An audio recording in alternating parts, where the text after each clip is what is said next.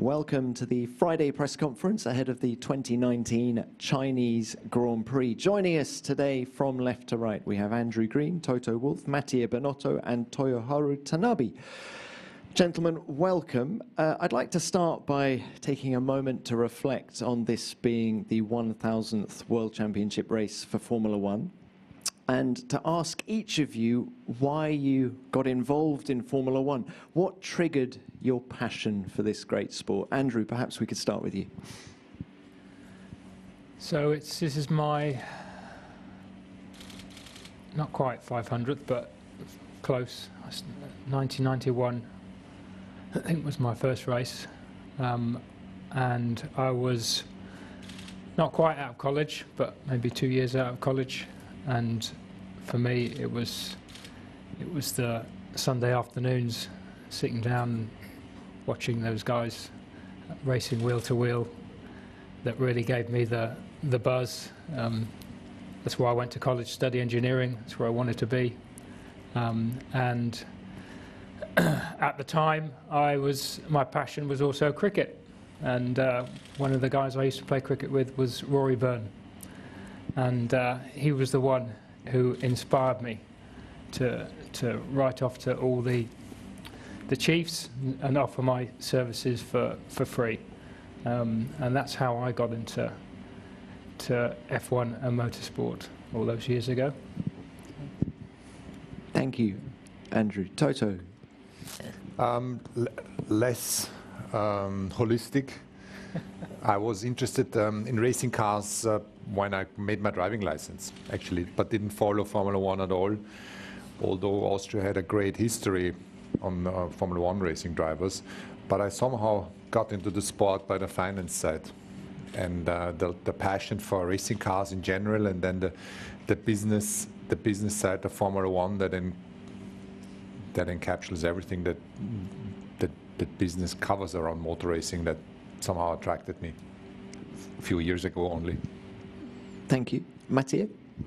On my side, since I was a child, I was watching the races with my grandfather. He was a fantastic passionate of motorsport, especially of Ferrari. And when I was myself living in Swiss, you were looking at the red cars as something special for Italy. So it was something important for me. So it was, since I was a child, really a dream of being part of F1, but even more being part of Ferrari. And today somehow I feel even like a mission, try to preserve what's the heritage and the tradition of this sport and Ferrari. Thank you. And Tanabe-san? Since I was a child, I'm very interested in the car. Then in Japan, actually, we didn't have a lot of racing in that era, but Honda started Formula One as a second era. Then I joined Honda, and then after joining Honda, I asked my boss, I want to work in Formula One, and then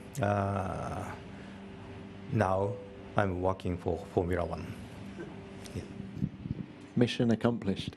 Thank you, gentlemen. Just a few more questions. Tanabe-san, if we could stay with you. It's been a very solid start for Honda so far in 2019. How satisfied are you, and can you close the gap to Ferrari and Mercedes? So far, we have started this season with a reasonable performance and then reasonable result. But the reasonable means not fantastic yet. And then you see clearly there's a still big gap between the top runners and us. So we really need to push to improve our performance to compete our competitor here. So, but we understand it is not easy to improve our performance immediately, but we keep pushing through the year. What do you think is the performance gap between yourselves and Ferrari, Mercedes? I don't tell you specific number, but you see the gap at the track. Tanabe-san, thank you. Andrew, if we could come on to you, please. How do you assess Racing Point's start to the season? What sort of progress are you making with the car? It's been a difficult start. I think the competition is incredibly tight in the midfield this year, tighter than I haven't known it for a long time. And I think we're just slightly behind. We're not a long way behind, but we are. I think our weaknesses were probably exposed in the first couple of races. We've got a plan to obviously bring us back to our target level of performance. It's going to take some time, but I think we have to remember that the car was originally conceived back at the mid to late part of last year, when the team was in serious trouble. We were really struggling at that point, and we had to make quite a few decisions about the car and the architecture of the car back then, not really knowing what was going to happen with the team, whether there was going to even be a team. So I think that was a tough period, and we're still getting out of that. It still takes some time. We're in a much better place now, but improvements take time. It takes time to build the infrastructure up to where we need it to be. It's easy now to say, yeah, we have the bills paid at the end of each month, which we never used to be able to say that. So it's one less thing to worry about, but there's more things to think about as far as performance of the car, where we're going in the future, something that we're thinking about a lot, where the regulations are going in the future and where we're going to go in the future. So there's a lot to think about now. And a quick word on Lance Stroll as well. It's his first season with the team. How's he bedding in? What are your first impressions? First impressions are really good, really good. We saw it at the end of last year when he tested for us post Abu Dhabi. We could see the talent was there. He's got some raw talent. We saw it in the simulator as well. He's done a huge amount of work off-season with us. His dedication is incredible. His enthusiasm is incredible. He's fitted into the team, I think, really well, and I think he's got a bright future ahead of him. Okay, thank you very much. Mattia, if we could come on to you.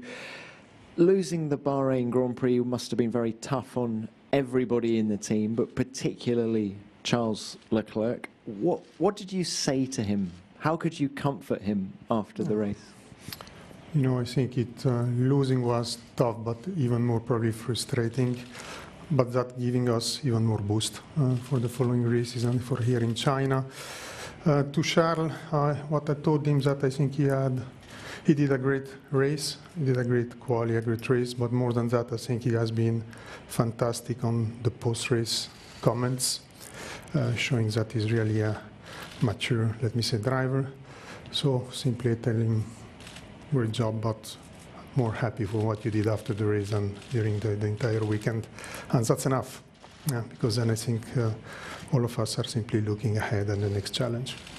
Was there any recurrence of the problem during the test session in Bahrain after the race?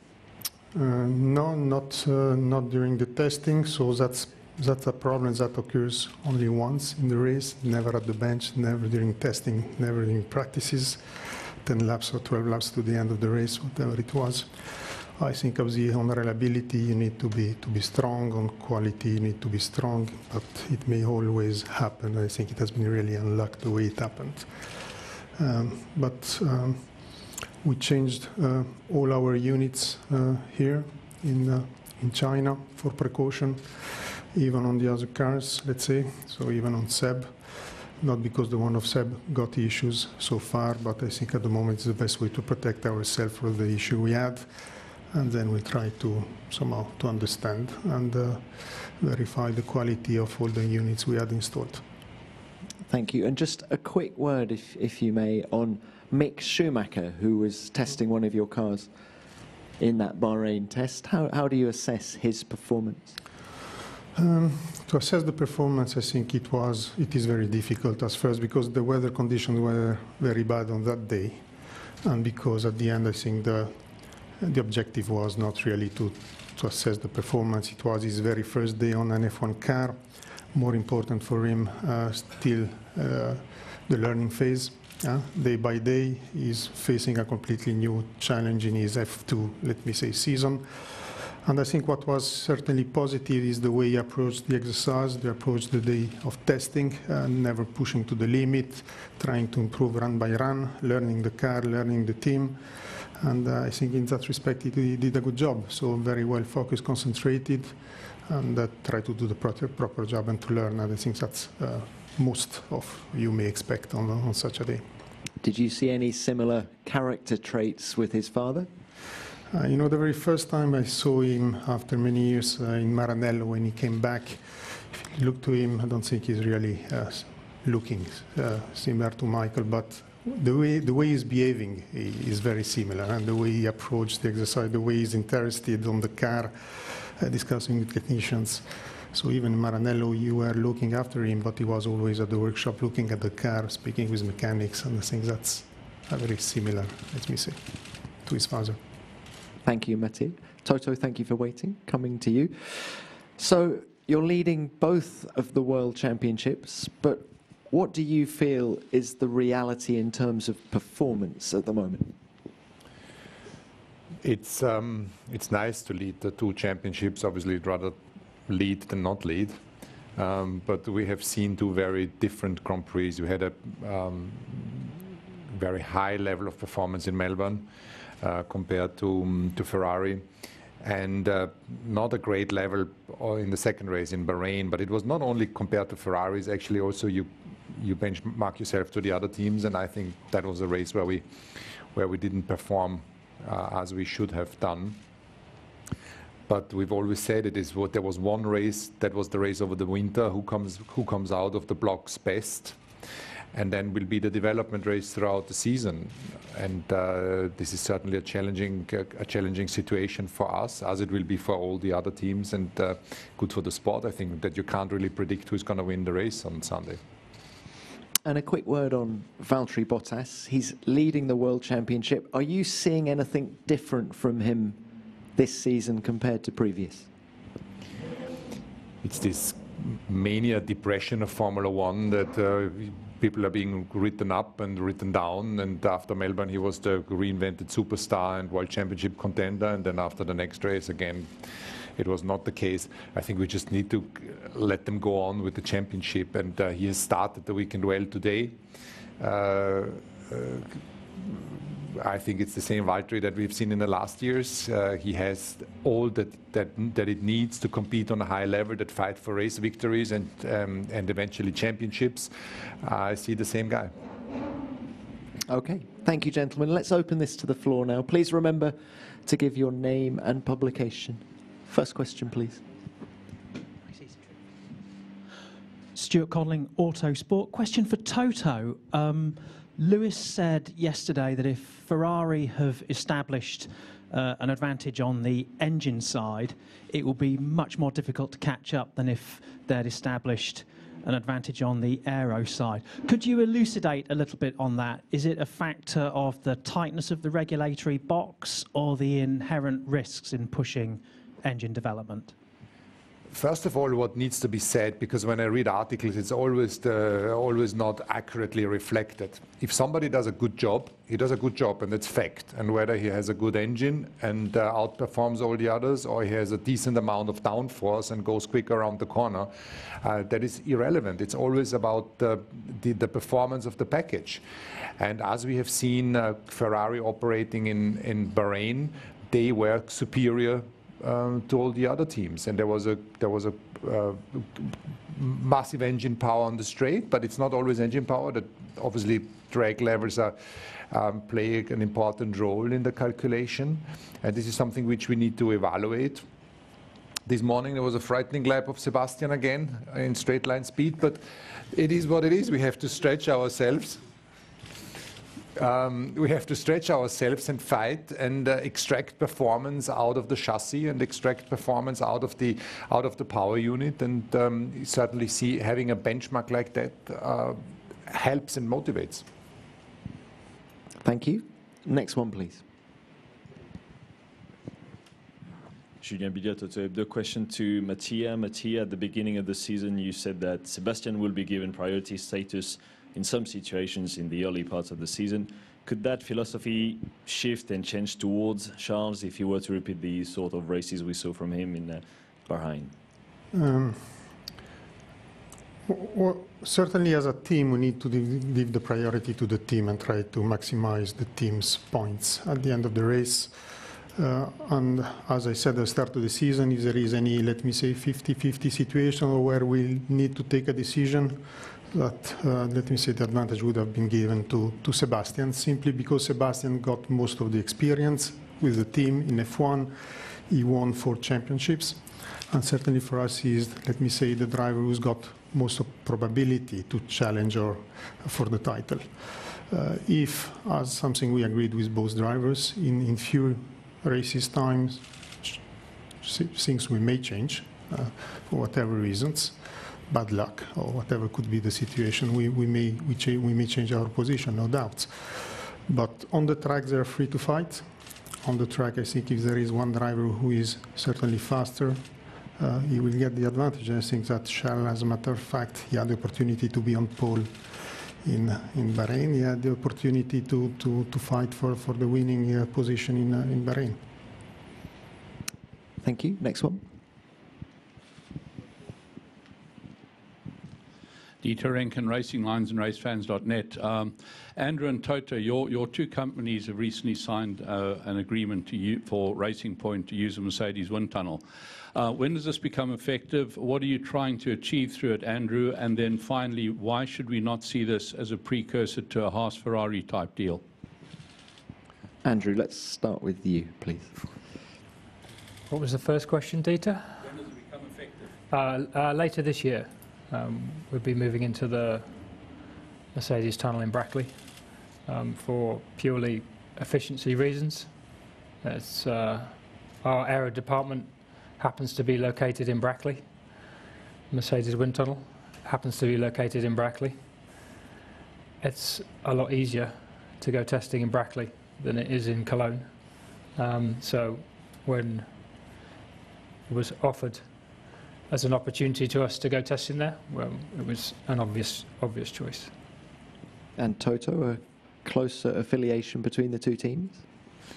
Well, first of all, we are not doing a Haas-Ferrari model because Haas was a new entry, a team that was created from scratch. These guys exist for a long time. I don't see what's so bad in a Haas-Ferrari model, actually. We have enabled somebody that was keen in entering Formula One and setting up a team, and with the cooperation with Ferrari, he got out of the blocks really well, fights solidly in the midfield, so I think that's good for Formula One. Our model is very different for the reasons stated before.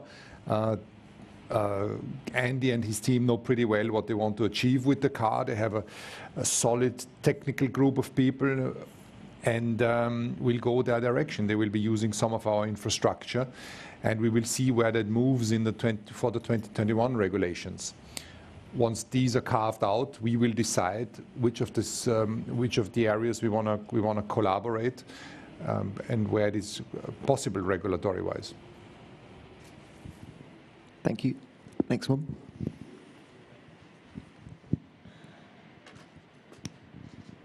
Dan Knudsen, Auto Action and Speed Sport. Tanabe-san, 1 year ago you had one team, now you have two teams. How much faster, how much improved is your rate of development? Yes, so we can get the double data compared to the one team to two teams. And then there are some difference in the team philosophy or way of working, and we learned a lot. Then not only twice, but also more than twice we can receive information, and then we have a different driver, the 4 drivers with different characteristic of driving slightly. It's very hard to tell how much or something, but the two teams PU supply accelerate our development definitely. Thank you, Tanabe-san. Next question, please.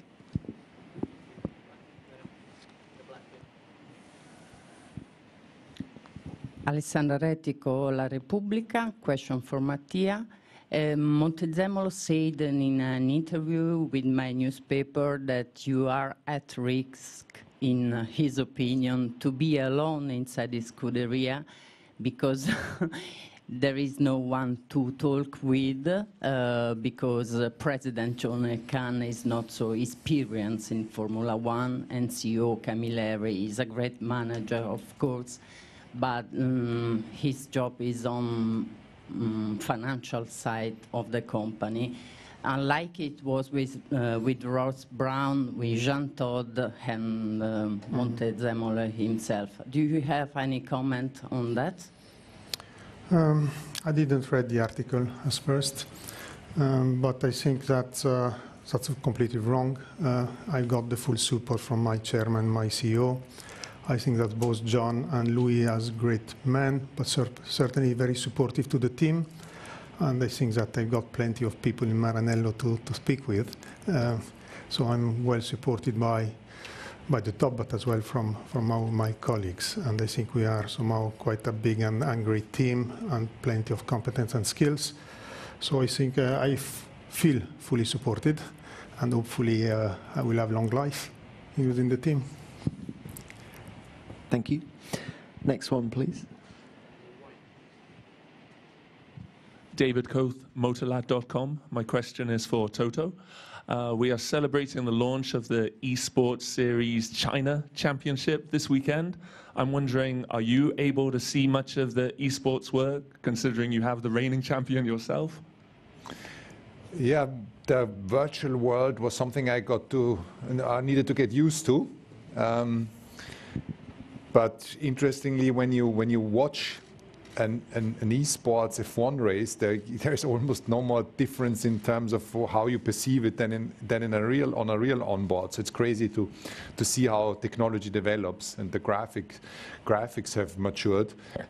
We obviously enjoy very much. We have set up this program where we're trying to give young kids a framework around their capabilities. It's not only the driving and the coaching around, but we're giving them a 360-degree support program. They are little Mercedes works drivers. And winning the championship last year was the icing on the cake. You can say somehow we've done it in the real world and we've done it in the virtual world. And again, as I said before, you'd rather win that one than not. But yeah, I'm happy to see how that develops. Thank you. Any more questions? Dieter Rankin, Racing Lines and RaceFans.net. To Toto and to Matteo, but Toto, before the question, just for the record, I didn't say there's anything wrong with Haas's model at all. But be that as it may, following the Liberty meeting, now that you've had time to reflect on what they presented, do your two teams have any red lines about what was presented, particularly with reference to the revenue, the governance, and the cost caps? Who wants to start? He is wearing red. He has many red lines. Come on, Toto. That is a work in progress. I think we have the meeting was good because in the meeting